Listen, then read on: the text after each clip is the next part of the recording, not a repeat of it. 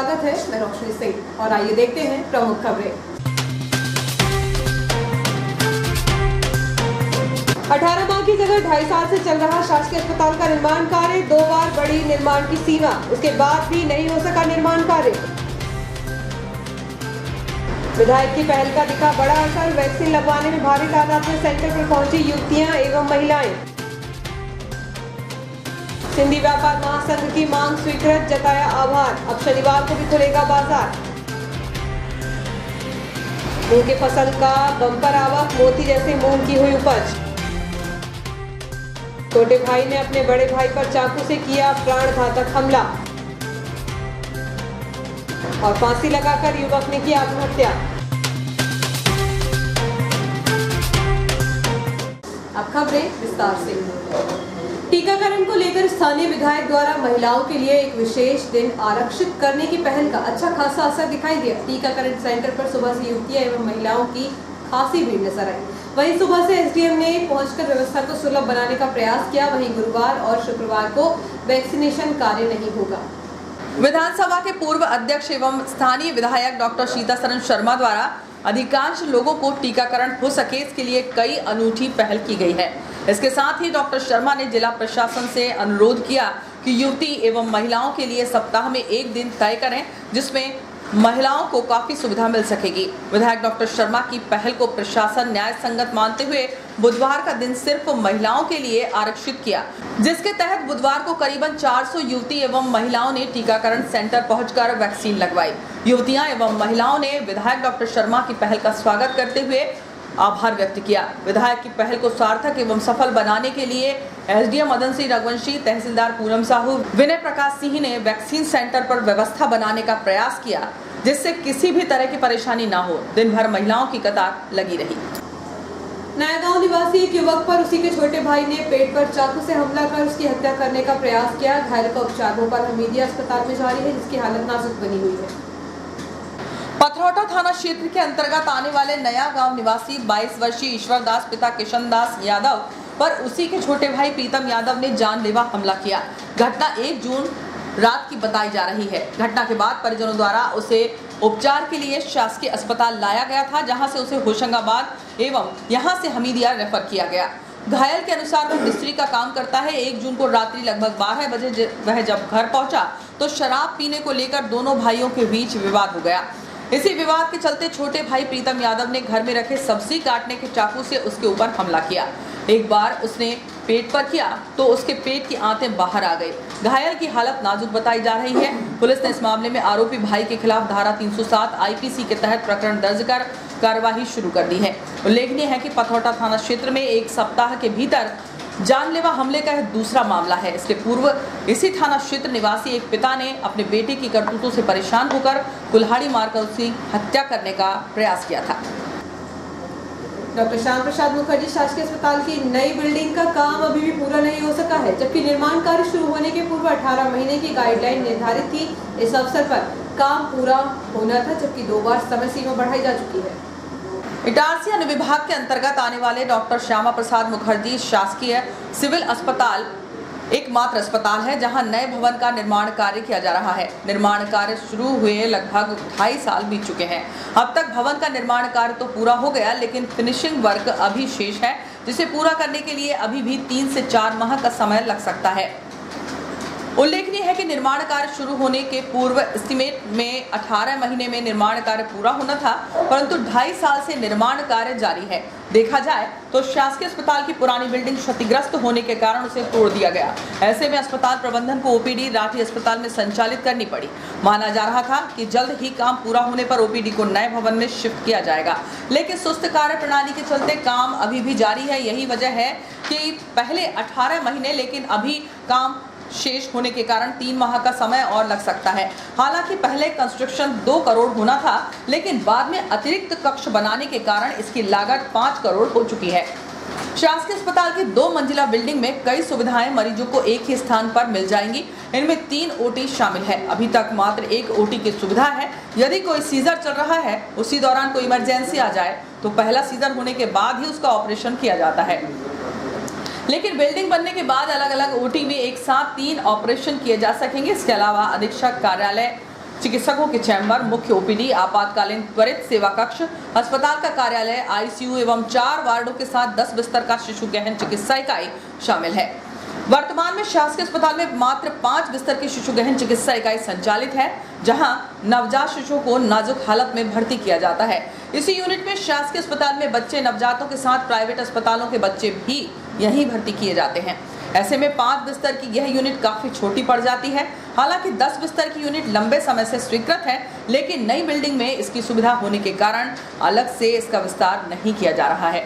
इस संबंध में जब स्वास्थ्य विभाग के इंजीनियर हेमंत पटेरिया से बातचीत की गई तो उन्होंने कहा कि कंस्ट्रक्शन वर्क बढ़ने के साथ बजट की कमी और कोविड काल के चलते समय सीमा पर काम नहीं हो सका। आगामी जुलाई माह तक सभी काम पूरा होने के बाद बिल्डिंग अस्पताल प्रबंधन के हैंडओवर की जाएगी। बाजार में बढ़ती हुई भीड़ को देखते हुए सिंधी व्यापार महासंघ द्वारा बुधवार को क्षेत्रीय विधायक डॉक्टर सीतासरन शर्मा एवं एसडीएम मदन सिंह रघुवंशी, भाजपा नेता जगदीश मालवीय को पत्र सौंपकर व्यापारियों को व्यापार करने के लिए अतिरिक्त समय देने की मांग की थी। महासंघ की मांग को देखते हुए अब शनिवार को भी बाजार खोलने का निर्णय लिया गया। पत्र में कहा गया कि प्रदेश में अनलॉक की प्रक्रिया शुरू हो चुकी है। इसी कड़ी में शहर भी अनलॉक हो चुका है। वर्तमान में व्यापारियों को शाम 4 बजे तक व्यापार करने की अनुमति सभी के सहयोग से दी गई थी, जिसके चलते बाजार में ज्यादा भीड़ दिखाई देती थी। इसलिए सिंधी व्यापार महासंघ ने बाजार खुलने का समय शाम 7 बजे तक मांग की थी। इसके साथ ही बाजार क्षेत्र में अव्यवस्थित ढंग से खड़े हो रहे वाहनों को लेकर भी अपनी चिंता जाहिर की थी। इसके लिए वाहन व्यवस्था सुधारने की मांग की गई थी एवं बाजार को सप्ताह में 6 दिन खुलने की मांग थी। जिसके बाद क्षेत्रीय विधायक डॉक्टर सीतासरन शर्मा, एसडीएम मदन सिंह रघुवंशी, भाजपा नेता जगदीश मालवीय की पहल पर बाजार प्रति शनिवार को खोलने की स्वीकृति तत्काल प्रदान की गई। स्वीकृति के बाद सिंधी व्यापार महासंघ ने आभार व्यक्त किया है। तवानगर निवासी एक युवक ने फांसी लगा ली है, जिसे उपचार के लिए भोपाल में भर्ती कराया गया, लेकिन उसकी उपचार के दौरान मौत हो गई। तवानगर थाना निवासी विनय पिता सुरेश उइके ने एक सप्ताह पूर्व अपने घर में फांसी लगाकर आत्महत्या करने का प्रयास किया। हालांकि फांसी पर झूलता देख परिजनों ने उसे तत्काल फंदा काटकर नीचे उतार लिया, जिसे गंभीर हालत में उपचार के लिए शासकीय अस्पताल में भर्ती किया गया, लेकिन उसकी हालत नाजुक होने के कारण भोपाल रेफर किया गया, जहां उपचार के दौरान उसकी मौत हो गई। तवानगर पुलिस ने इस मामले में मर्ग कायम कर जांच शुरू कर दी है। मध्य प्रदेश में ब्लैक फंगस म्यूकोरमाइकोसिस बीमारी को आयुष्मान योजना में जोड़ने की मांग मुख्यमंत्री शिवराज सिंह चौहान से कांग्रेस प्रकोष्ठ नगर अध्यक्ष ने एक पत्र के माध्यम से की है। इस अवसर पर कांग्रेस प्रकोष्ठ नगर अध्यक्ष रामशंकर सोनकर ने बताया कि ब्लैक फंगस से पीड़ित के इलाज में इस्तेमाल लाइपोसोमाल अम्फोटेरिसिन इंजेक्शन दवाई बहुत महंगी है। इलाज में लाखों रुपए का खर्च आ रहा है। इस बीमारी का इलाज अभी आयुष्मान योजना के तहत नहीं हो रहा है। मुख्यमंत्री से अनुरोध है कि ब्लैक फंगस बीमारी को आयुष्मान योजना के दायरे में लाया जाए। कोरोना की रोकथाम को लेकर प्रशासन गंभीर है। बाजार की व्यवस्थाओं को देखने के लिए एसडीएम रघुवंशी बुधवार को बाइक से निकले। उन्होंने बाइक से बाजार क्षेत्र का भ्रमण कर जायजा लिया। कोरोना पर नियंत्रण करने और व्यापारियों को सोशल डिस्टेंस का पालन करने लगातार इटारसी के एसडीएम बाजार की सड़कों पर कई घंटे घूम रहे हैं।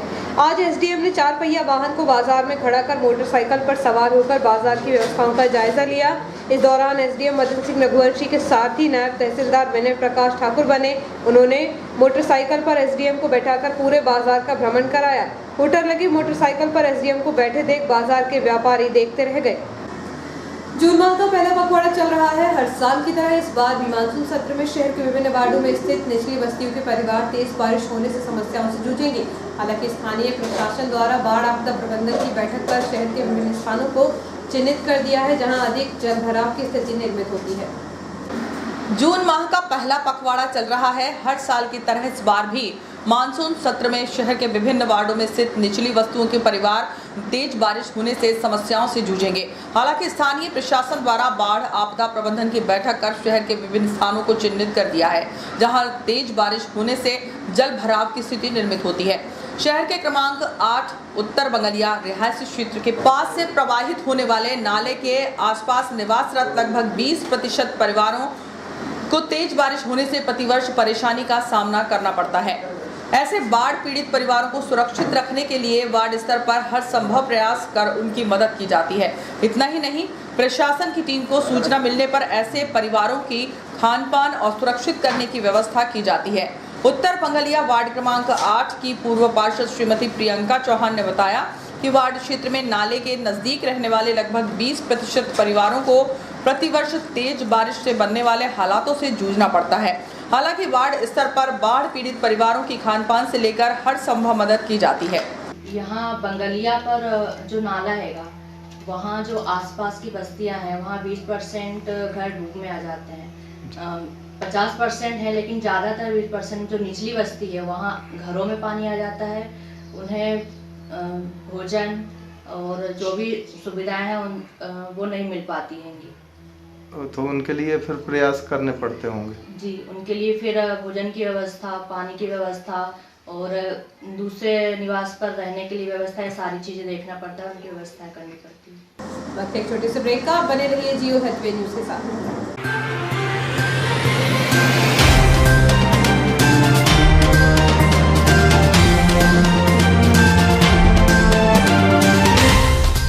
हमारा देश 1 साल से अधिक समय की अवधि से कोरोना संक्रमण से जूझ रहा है। शासन की व्यवस्था अनुसार 45+ एवं 18+ आयु वर्ग के सभी नागरिक वैक्सीन अवश्य लगवाएं।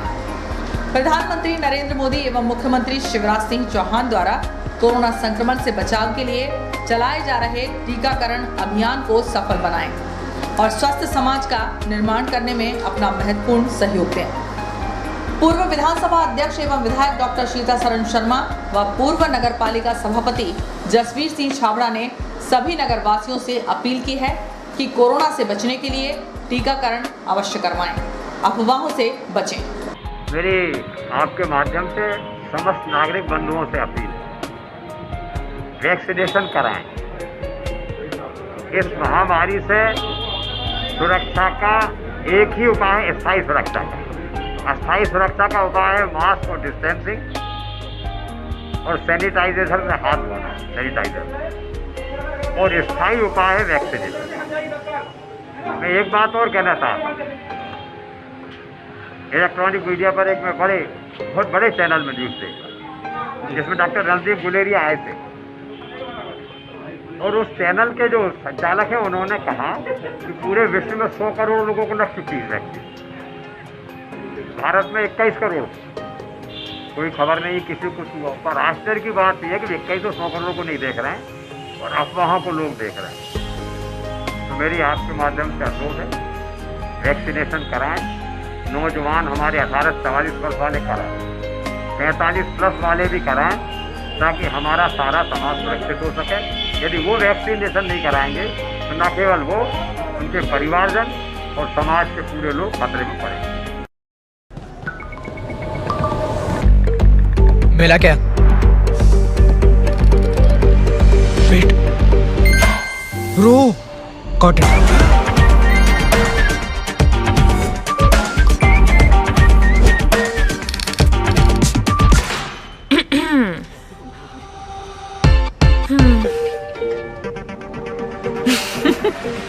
अरे कनेक्ट कर ले, कोई लोड नहीं, उनको भी बुला लो। नया एयरटेल एक्सट्रीम फाइबर कनेक्ट करे up to 60 devices at super fast speed, तो अब कोई लोड नहीं। एयरटेल स्ट्रीम फाइबर अब इटारसी शहर में उपलब्ध। कनेक्शन प्राप्त करने के लिए आज ही संपर्क करें। हमारा पता है Airtel office near Axis bank, Deshbandhupura, Itarsi. Phone number 07572470001, mobile number 9993925163, 8770049832, 9479775949, email address webagency@gmail.com।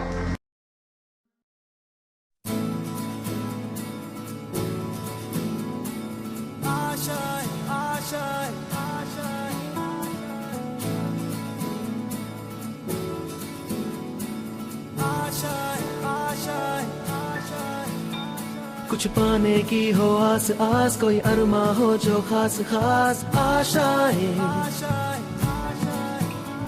हर कोशिश में हो बार बार, करे दरियाओं को आर पार आशाएं, तूफानों को चीर के मंजिलों को छीन ले आशाएं।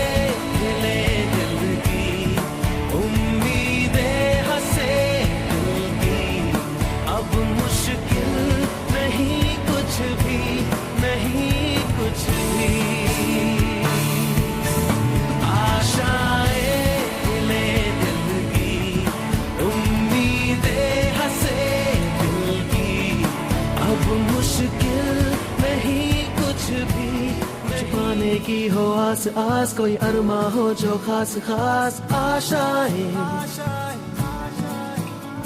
हर कोशिश में हो बार बार करे दरियाओं को आर पार आशाएं, तूफानों को चीर के मंजिलों को।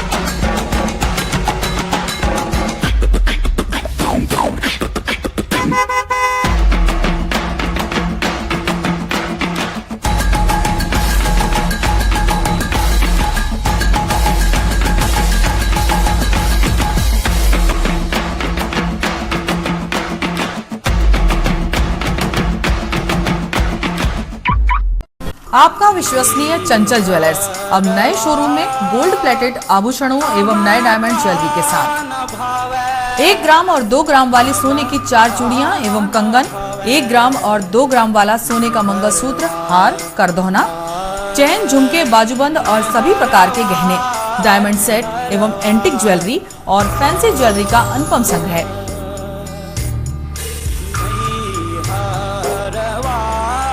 दुल्हन सेट किराए पर उपलब्ध है। 1 ग्राम और 2 ग्राम की हर खरीदी पर निश्चित उपहार पाएं। 1 ग्राम ज्वेलरी मात्र 2000 रुपए में, 2 ग्राम ज्वेलरी मात्र 4000 रुपए में, 3 ग्राम ज्वेलरी मात्र 6000 रुपए में, 4 ग्राम ज्वेलरी 8000 रुपए में, 5 ग्राम ज्वेलरी मात्र 10,000 रुपए में। हमारा नवीन पता है चंचल jewellers, Guru Nanak complex, Bharat talkies road, Itarsi. Mobile 09893054377। अब साधारण पानी और आम वाटर फिल्टर से अपने स्वास्थ्य को खतरे में न डालें। फ्रेस्को इंट्रोड्यूस करते हैं लेटेस्ट टेक्नोलॉजी पर आधारित क्लीन, क्लियर और pure water solution RO, reverse osmosis water treatment system, साधारण और यूवी वाटर प्यूरिफायर केवल पानी को पार्टली ही क्लीन कर पाते हैं, जबकि आरओ रिवर्स ऑस्मोसिस एक जटिल बायोलॉजी प्रक्रिया है जो देती है clean and safe drinking water, जो हैवी सॉल्ट और हानिकारक मिनरल्स को दूर कर पानी का स्वाद बढ़ाते हैं। हाई ब्लड प्रेशर, किडनी में स्टोन, डाइजेशन और गैस्ट्रिक प्रॉब्लम को दूर रखती है। बोरवेल के पानी और साधारण जल प्रदाय के पानी को प्रोसेस कर प्योर क्वालिटी ड्रिंकिंग वाटर बनाती है। इनमें किसी तरह का कोई केमिकल उपयोग नहीं होता, तो अब जल ही जीवन नहीं बल्कि प्योर क्लीन वाटर है तो जीवन है। अधिक जानकारी के लिए संपर्क करें Rajat Mishra, centre point sales, authorised service centre, 9 convent school road, near HP gas agency, Itarsi. 07572404747।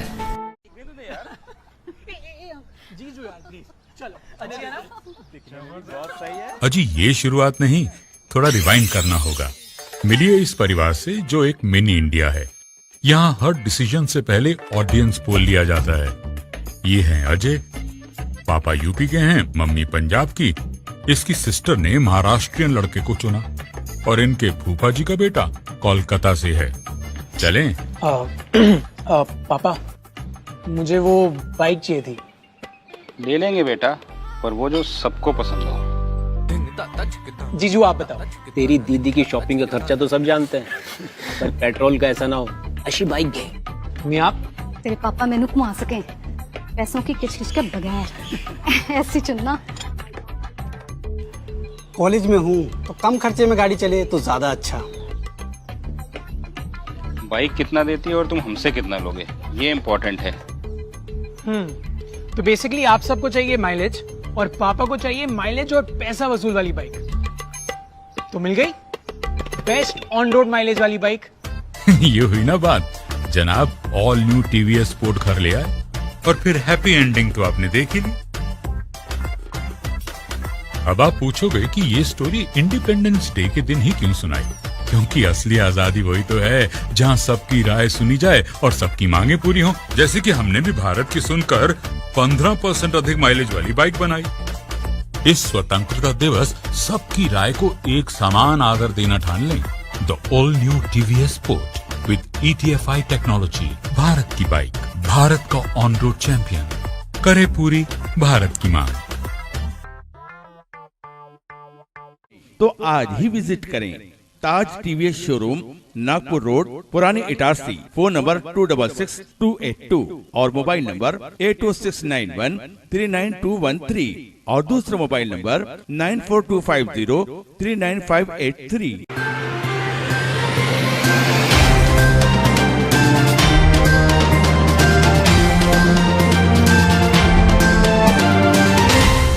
नमस्कार, ब्रेक के बाद जियो हिट न्यूज में एक बार फिर आपका स्वागत है। मैं मीना ठाकुर।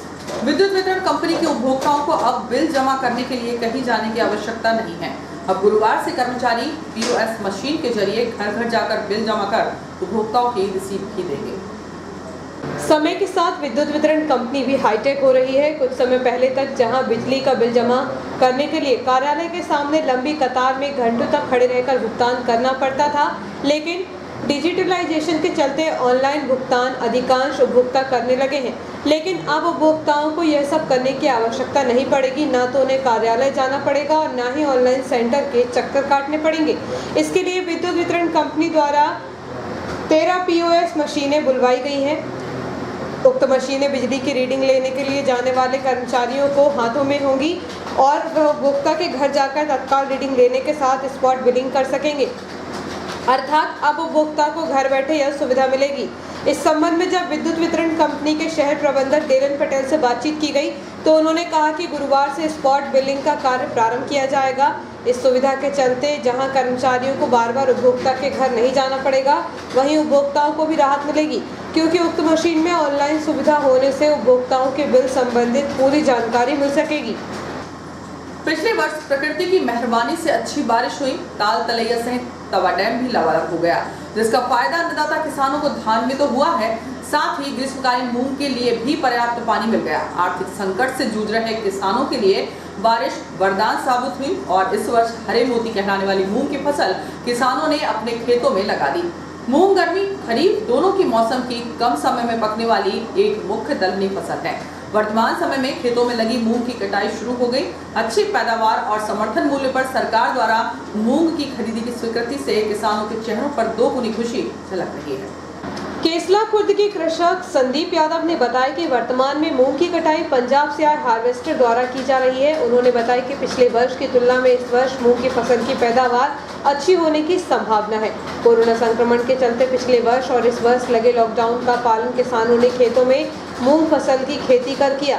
मात्र 2 माह में होने वाली मूंग की फसल के लिए किसानों ने जी तोड़ मेहनत की है। समय पर कीटनाशक का छिड़काव और पानी की सिंचाई के लिए रत जगह भी किसानों को खेतों में रहकर करना पड़ा। अभी तक जिन जिन खेतों में मूंग की कटाई हुई है उनमें प्रति एकड़ 4 से 5 क्विंटल मूंग का एवरेज निकल रहा है। किसी किसी खेत में 6 से 7 क्विंटल प्रति एकड़ भी उत्पादन हो रहा है। क्षेत्र के रकबे में लगी मूंग के कटने में अभी लगभग 8 से 10 दिन और लगेंगे। इसके बाद धान के लिए खेतों को तैयार किया जाएगा। अभी लगभग 8 से 10 दिन और लगेंगे। कृषक ओम प्रकाश यादव ने बताया कि एक और जहां गेहूं धान फसल चक्र वाले खेतों में मूंग की खेती से मिट्टी की उर्वरक क्षमता बढ़ती है, वहीं दूसरी ओर मूंग की पैदावार होने से किसानों को सोयाबीन से होने वाली घाटे की भरपाई भी होती है। शुरू से मूंग की फसल से कुछ आमदनी हो जाती थी, जिसके साथ ही लगातार मूंग की फसल के प्रति होशंगाबाद के किसानों का रुझान बढ़ता चला गया। देखा गया कि मूंग की फसल की उपज के दौरान पर्याप्त पानी मिल जाता है तो काफ़ी अच्छी फसल पैदा होती है। वहीं सरकार का ध्यान मूंग की तरफ गया है, जिससे जिले के किसान काफ़ी तादाद में लाभान्वित होंगे। इस संबंध में सहकारी सोसाइटी के प्रबंधक राजीव दीवान ने बताया कि मूंग की उपज की बिक्री के लिए 8 से 16 जून तक सभी 13 खरीदी केंद्रों पर रजिस्ट्रेशन का कार्य शुरू हो चुका है। किसान पंजीयन केंद्रों पर पहुंचकर आधार कार्ड, बैंक खाता, मोबाइल नंबर और ऋण पुस्तिका साथ लाकर अपनी मूंग की उपज का पंजीयन करा सकते हैं। समर्थन मूल्य पर इस बार 7,196 प्रति क्विंटल के भाव से मूंग की खरीदी की जाएगी। शासन के निर्देश के अनुसार मूंग की पंजीयन का कार्य आज से प्रारंभ हो चुका है, जो 16 जून तक जारी रहेगा। इटारसी तहसील की 13 सोसाइटियों में पंजीयन किए जा रहे हैं। सभी कृषक बंधु सोसाइटियों में जाकर अपने क्षेत्र के पंजीयन कराएं। आज से पंजीयन प्रारंभ है। मूंग की खरीदी की डेट 15 जून निर्धारित की गई है। अब जैसा भी आदेश आगे आएगा, कहाँ खरीदी होगी, कौन सी सोसाइटी करेगी, इसकी सूचना जैसे ही आएगी हम आपको। सरकारी 7,296 रुपये समर्थन मूल्य घोषित किया गया है। न्याय के देवता भगवान शनिदेव की जयंती 10 जून गुरुवार को मनाई जाएगी। इस अवसर पर शहर के शनि मंदिरों में कोविड गाइडलाइन का पालन करते हुए शनि जयंती के आयोजन होंगे। जगत में न्यायाधीश के नाम से विख्यात श्री शनिदेव की जयंती 10 जून को गुरुवार के दिन नगर के विभिन्न स्थानों के मंदिरों में सादगी के साथ मनाई जाएगी। इस अवसर पर अमावस्या तिथि गुरुवार की सुबह नगर के स्थानों जिनमें पुरानी इटारसी क्षेत्र ओवरब्रिज के पास स्थित प्राचीन शनिदेव के मंदिर, शहर के सब्जी मंडी बाजार के मंदिर, पुरानी इटारसी राष्ट्रीय राजमार्ग 69 पर स्थित ट्रैक्टर स्कीम शनिदेव मंदिर, मालवीगंज क्षेत्र स्थित शनिदेव मंदिर में सूर्य देव के पुत्र श्री शनिदेव जयंती पर श्री शनिदेव की प्रतिमा का अभिषेक कर विधि विधान के साथ विशेष पूजन अर्चन, महाआरती एवं महाप्रसाद का वितरण कराए जाने की बात कही गई है। हालांकि जनता कर्फ्यू के बाद अनलॉक होने के बाद भी सभी स्थानों पर सोशल डिस्टेंसिंग का पालन करना सभी को आवश्यक रूप से जरूरी है। इस संबंध में पुरानी इटारसी ओवरब्रिज के पास स्थित लगभग 70 साल पुराने श्री शनिदेव मंदिर के पुजारी पंडित सतीश जोशी ने बताया कि प्रतिवर्षानुसार इस वर्ष भी अमावस्या तिथि को कोरोना संक्रमण से बचाव रखते हुए सादगी के साथ सोशल डिस्टेंसिंग का पालन करते हुए मंदिर में जयंती के उपलक्ष्य में कार्यक्रम आयोजित होंगे। जयंती महोत्सव मनाया जाएगा भैया 10 तारीख दिन गुरुवार, और सुबह हवन और पूजन है, अभिषेक भी, आरती है 10 बजे, अभिषेक भी किया जाएगा और अपना शाम को सोशल डिस्टेंसिंग का पालन करते हुए थोड़ा सा प्रसाद बटेगा, प्रसाद वितरण होगा। और सभी धार्मिक भक्तों से अनुरोध है कि वो सोशल डिस्टेंसिंग का पालन करें और अपना ध्यान रखें। 70 साल पुराना मंदिर है, 70 साल प्राचीन मंदिर है जिसमें अपन सभी मनोकामना पूरी होती है भक्तों की। मध्य प्रदेश शासन स्कूल शिक्षा विभाग द्वारा राज्यपाल के आदेश पर शहर के अग्रवाल पब्लिक स्कूल की मान्यता रद्द कर दी गई है। मध्य प्रदेश शासन स्कूल शिक्षा विभाग द्वारा राज्यपाल के आदेश पर शहर के अग्रवाल पब्लिक स्कूल की मान्यता रद्द कर दी गई है।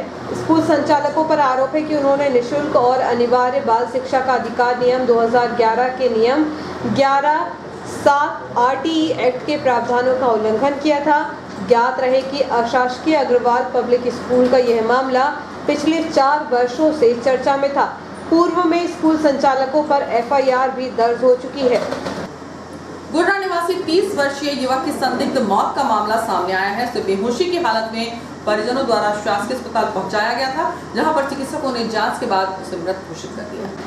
रामपुर थाना अंतर्गत आने वाले गुर्रा निवासी 30 वर्षीय राकेश पिता रामकिशन यादव का स्वास्थ्य अचानक खराब होने से वह बेहोश हो गया, जिसे परिजनों द्वारा उपचार के लिए शासकीय अस्पताल लाया गया था, लेकिन अस्पताल पहुंचने के पूर्व ही उसकी मौत हो गई। उसका स्वास्थ्य कैसे खराब हुआ इसका खुलासा नहीं हो सका है। पुलिस ने इस मामले में उसके शव का पोस्टमार्टम करवाकर जांच शुरू कर दी है। और समाचार एक बार फिर 18 माह की जगह 2.5 साल से चल रहा शासकीय अस्पताल का निर्माण कार्य 2 बार बढ़ी निर्माण की सीमा, उसके बाद भी नहीं हो सका निर्माण कार्य। विधायक की पहल का दिखा बड़ा असर, वैक्सीन लगवाने में भारी तादाद में सेंटर पर पहुंची युवतियां एवं महिलाएं। सिंधी व्यापार महासंघ की मांग स्वीकृत, जताया आभार। अब शनिवार को भी खुलेगा बाजार। मूंग की फसल का बम्पर आवक, मोती जैसे मूंग की हुई उपज। छोटे भाई ने अपने बड़े भाई पर चाकू से किया प्राण घातक हमला और फांसी लगाकर युवक ने की आत्महत्या। इस बुलेटिन में इतना ही, आज्ञा दीजिए, नमस्कार।